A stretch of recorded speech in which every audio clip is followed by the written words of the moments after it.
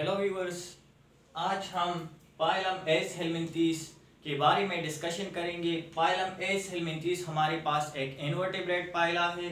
इसे phylum Nematoda भी कहते हैं। नेमाटोडा का मतलब है थ्रेड। Nematode means thread. अगर हम इन एनिमल्स को देखें तो these have thread like structure. ये देखें, ये एक बिल्कुल थ्रेड लाइक स्ट्रक्चर है, तो इसलिए हम इसे नेमाटोडा भी कहते हैं। Phylum aschelminthes also called phylum nematoda. General introduction की तरफ आते हैं। ये एनिमल्स है, किंगडम एनिमेलिया से बिलोंग करते हैं। ये पाइलम इनवर्टेब्रेट्स है। तीसरी बात ये है कि मेटाजोन्स है। मेटाजोन्स मीन्स ये मल्टी सेलुलर एनिमल्स है। फिर मैंने लिखा है मेटाजोन्स में यू मेटाजोआ से बिलोंग करते हैं। यू मेटाजोआ वो है जिसमें टिश्यूज, ऑर्गन्स और सिस्टम्स बनते हैं, तो ये यू मेटाजोन्स है। इसमें प्रॉपर टिश्यूज भी है, ऑर्गन्स भी है और ऑर्गन सिस्टम्स भी प्रेजेंट है इसमें। फिर ये ट्रिप्लोब्लास्टिक है। ट्रिप्लोब्लास्टिक वो ऑर्गेनिजम्स है जिसमें एम्ब्रियोनिक स्टेजेस के दौरान 3 लेयर्ड एम्ब्रियो यानी गेस्ट्रूला की फॉर्मेशन होती है और उस 3 लेयर्ड एम्ब्रियो के बाद ऑर्गेनोजेनेसिस होती है, तो ये ट्रिप्लोब्लास्टिक है। फिर ट्रिप्लोब्लास्टिक में ये सीडोसिल्यूमेट एनिमल्स है। This is the first phylum and the only phylum which are pseudocoelomates. ये सीडोसिल्यूमेट्स है। इसमें सीडोसिलोम प्रेजेंट है। सीडोसिलोम वो सिलोम है जिसकी सिर्फ एक साइड पे मेसोडर्म का लेयर प्रेजेंट हो और दूसरी साइड पे प्रेजेंट नहीं हो, तो उसे हम कहते हैं, उस किस्म की सिलोम को हम सीडोसिलोम कहते हैं और उस ऑर्गेनिजम्स को हम सीडोसिल्यूमेट्स कहते हैं। तो ये था जनरल इंट्रोडक्शन था पाइलम एस हेलमिंथीस के बारे में। अब हम जनरल कैरेक्टरिस्टिक्स की तरफ आते हैं। अगर हम इसकी हैबिटाट को देखें कि ये यहाँ कहाँ पे रहते हैं, तो ये हमारे पास एक्वेटिक और टेरेस्ट्रियल दोनों है। एक्वेटिक और टेरेस्ट्रियल एनिमल्स है। इसमें फ्रेश वाटर भी है एंड मेरीन एनिमल्स। कुछ एनिमल्स इसमें ऐसे हैं जो फ्रेश वाटर में रहते हैं और कुछ ऐसे हैं जो साल्ट वाटर में या मेरीन वाटर में रहते हैं। बाज स्पीशीज जो है वो सॉइल में भी रहते हैं। सो टेरेस्ट्रियल और एक्वेटिक दोनों both types of species are found in this phylum, terrestrial species and aquatic species, but mostly these are terrestrial. अगर हम साइमेट्री की बात करें तो इसमें बायलैटरल साइमेट्री प्रेजेंट है। Symmetry is bilateral. ये देखिए, ये हमारे पास एक एस हेलमिंथीस है या नेमाटोड है, तो इसकी बॉडी को हम इस एक्सिस पे, इस लॉन्गिट्यूडनल एक्सिस पे 2 इक्वल हाफ्स में डिवाइड कर सकते हैं। अगर मैं इसे यहाँ काट दूँ, यहाँ काट दूँ, तो ये इक्वल हाफ्स में डिवाइड नहीं होंगे। मिरर इमेजेस हमारे पास इसके नहीं बनेंगे दोनों हाफ्स के, तो हम कह सकते हैं कि इसमें बायलैटरल साइमेट्री है। और मैंने ये बात भी की थी कि बायलैटरल सिमेट्री का कंसेप्ट वहाँ पे आता है जहाँ पे बॉडी एलांगेटेड हो और हेड टू टेल कंसेप्ट हो। तो फॉर एग्जांपल ये इसका हेड है और ये टेल है, तो हेड टू टेल कंसेप्ट इसमें प्रेजेंट है इन एनिमल्स में, तो ये बायलैटरल सिमेट्री है। अगर हम इसकी शेप की बात करें तो ये एलांगेटेड एनिमल्स है, एलांगेटेड शेप है इसका या सिलेंडर शेप है। देखिए, बिल्कुल एलांगेटेड स्ट्रक्चर है, लेकिन एक बात ये याद रख ले कि इसमें जो फीमेल है, फीमेल हमारे पास लार्जर होगी मेल से। ये मेल है, मेल शॉर्टर बॉडी होगी और फीमेल जो है बिल्कुल एलांगेटेड और स्ट्रेट बॉडी होगी फीमेल की, और मेल की शॉर्टर और कर्व्ड बॉडी होगी। ये मेल का स्ट्रक्चर है, बिल्कुल एक कर्व्ड स्ट्रक्चर है। एक और बात, नेमाटोड्स को हम राउंड वर्म्स भी कह सकते हैं। राउंड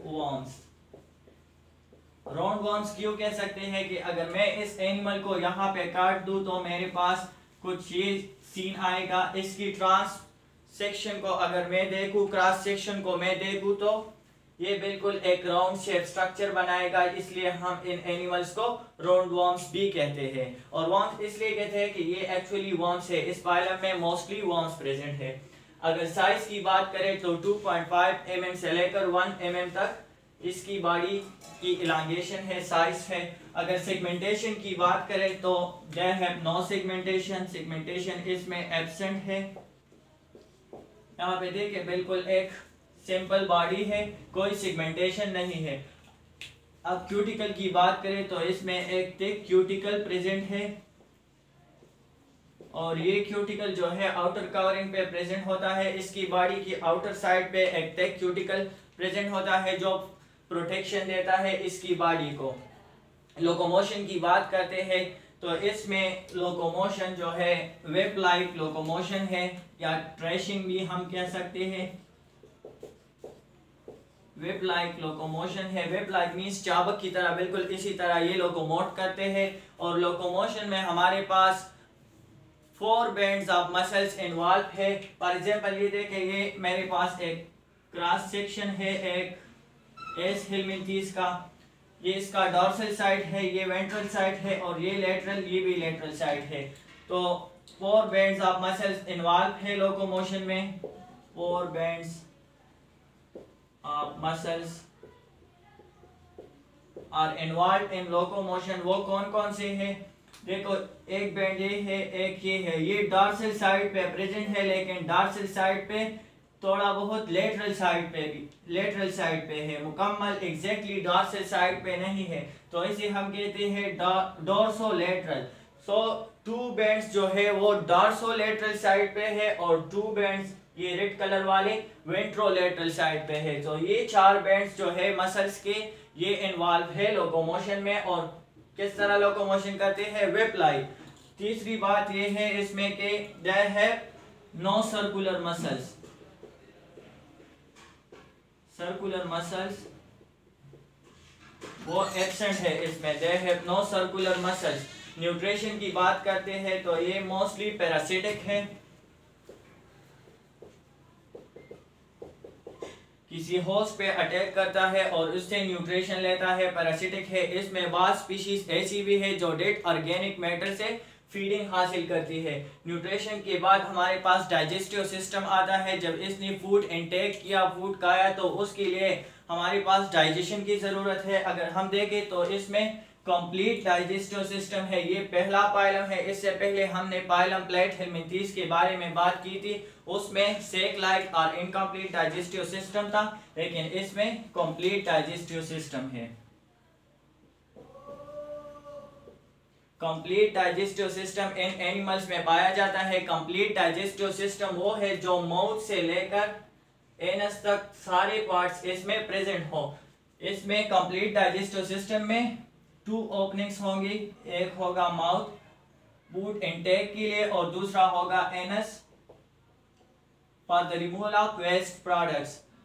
डाइजेशन तो हो गई एक कंप्लीट डाइजेस्टिव सिस्टम में। और डाइजेशन जो है प्रोसेस जो है वो इंटरसेल्युलर डाइजेशन है, एक कैविटी में होती है outside the cell. This digestion takes place outside the cell in a cavity. अब उस डाइजेस्टेड फूड पार्टिकल्स को ये एब्जॉर्ब कैसे करता है? तो एब्जॉर्प्शन है थ्रू डिफ्यूजन। डिफ्यूजन प्रोसेस के जरिए ये डाइजेस्टेड फूड पार्टिकल्स को एब्जॉर्ब करता है। फिर हमारे पास एक्सक्रीटरी सिस्टम की अगर हम बात करें तो इसमें प्रोटोनेफ्रेडिया प्रेजेंट है।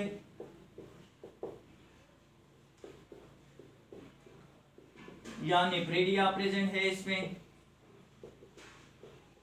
नेफ्रेडिया इस हमारे पास एक इनवर्टेब्रेट किडनी हम इसे कह सकते हैं, एक्सक्रीटरी ऑर्गन है। इस इन पाइलम में जितनी भी एनिमल्स है उसकी एक्सक्रीटरी ऑर्गन्स है और इसमें मोस्टली ये ट्यूब लाइक है, थ्रू आउट द बॉडी ये एक्सटेंड हुई है। हमारी तरह जो हमारी किडनीज है उसकी तरह कंसंट्रेटेड नहीं है एक जगह पे, बल्कि हेड से लेकर टेल तक ये एक्सटेंड है थ्रू आउट द बॉडी और बाहर की तरफ जो है थ्रू एपोर ओपन हुई है। और इसमें नाइट्रोजनस ट्रेस जो है वो अमोनिया है। So ammonia is filtered by flame cells. इसमें फ्लेम सेल्स हमने कल बात की थी कि प्रोटोनेफ्रेडिया में फ्लेम सेल्स होते हैं, वो अमोनिया की फिल्ट्रेशन करते हैं। नर्वस सिस्टम की तरफ आते हैं। हमने पाइलम नाइडेरिया में बात की थी, वहां पे हमने ये कहा था कि पाइलम नाइडेरिया में diffuse type of nervous system है। फिर हमने पाइलम प्लैटिहेलमिंथेस पे बात की कि इसमें कंप्लीट और वेल डेवलप्ड नर्वस सिस्टम है, सेंट्रलाइज्ड नर्वस सिस्टम है प्लैटिहेलमिंथेस में, और वो नर्वस सिस्टम 2 सेपेलिक गैंग्लियन प्रेजेंट है वहां पे। और उसके बाद लॉन्गिट्यूडनल नर्व्स, उस सेपेलिक गैंग्लियन से longitudinal nerves ventral side of the body पे ओरिजिनेट होते हैं। यहाँ पे अगर हम देखें पाइलम एस हेलमिंथेस में तो वेल डेवलप्ड नर्वस सिस्टम है,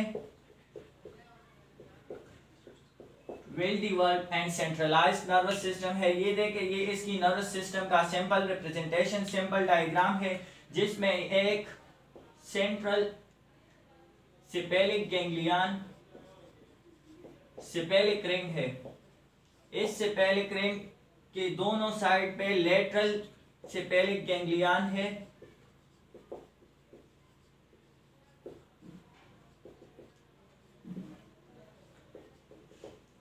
एक सेंट्रल सेपेलिक रिंग है। सेंट्रल सेपेलिक रिंग के दोनों साइड पे, दोनों लेटरल साइड पे एक एक लेटरल सेपेलिक गैंग्लियन है।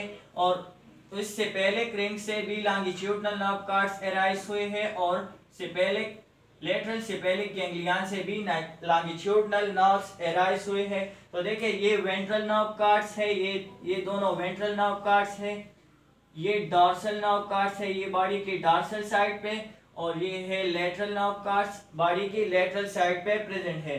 एक बात ये याद रख ले, ये सेपेलिक रिंग जो है, सेपेलिक नर्व रिंग जो है, ये पेरिंग्स की रीजन में प्रेजेंट है। सो पेरिंग्स की रीजन में ये रिंग प्रेजेंट है। तो ऊपर हेड की रीजन में ये nerves, papillary nerves, papillary nerves जो है इनर्वेट करते हैं हेड रीजन पे। तो ये इसकी नर्वस सिस्टम है, well developed nervous system consist of a central cephalic nerve ring whose both side is consist of lateral cephalic ganglion from both the ganglions and cephalic ring. Longitudinal nerve cords arise and these nerves transmit the nerve impulses towards the cephalic ring, and cephalic ring act as a brain, the coordinating center of the body. Reproduction की तरफ आते हैं तो they have asexual reproduction, sexual reproduction, only sexual reproduction. इससे पहले जितनी भी पाइलम्स थी तो उसमें हमने बात की थी कि सेक्सुअल रिप्रोडक्शन भी है और एसेक्सुअल रिप्रोडक्शन भी है, लेकिन यहाँ पे अगर हम इस पाइलम की बात करें तो इस पाइलम में सिर्फ सेक्सुअल रिप्रोडक्शन है। सेक्सुअल रिप्रोडक्शन में अगर हम देखें तो ये एक फीमेल बॉडी है। इस फीमेल बॉडी में ये रेड कलर वाला ओवरीज है, ये ओविडक्ट है, और ये है यूट्रस, और उसके बाद vagina. So a well developed reproductive system is present, a pair of ovaries, oviduct, single uterus and vagina. अगर हम मेल की बात करें तो ये मेल का स्ट्रक्चर है। इस जगह को मैं जूम इन करता हूं तो ये देखिए, ये डायग्राम आएगा हमारे पास।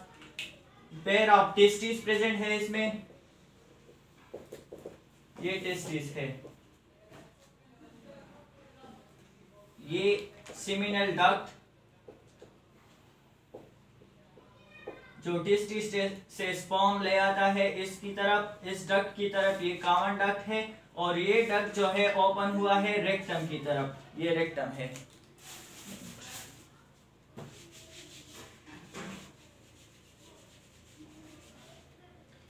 एक कॉमन डक्ट जो है इजैकुलेटरी डक्ट है,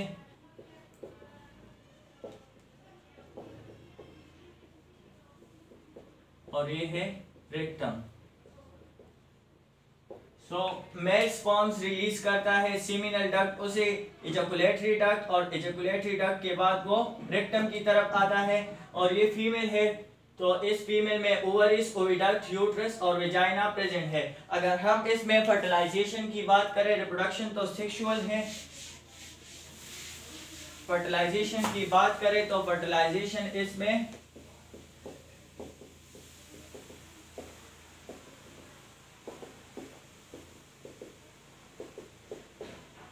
इंटरनल फर्टिलाइजेशन है, मेल और फीमेल कपुलेट करते हैं और उसके बाद इंटरनल फर्टिलाइजेशन टेक्स प्लेस और यूट्रस में उसकी इंटरनल फर्टिलाइजेशन होती है, यूट्रस में नए इंडिविजुअल की डेवलपमेंट होती है। अगर डेवलपमेंट की बात करें तो इसमें डायरेक्ट और इनडायरेक्ट दोनों डेवलपमेंट्स पाई जाती है।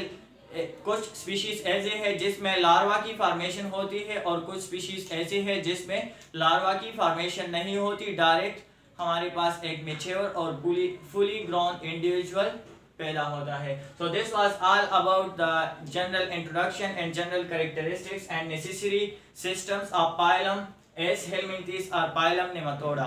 थैंक यू, अल्लाह हाफिज।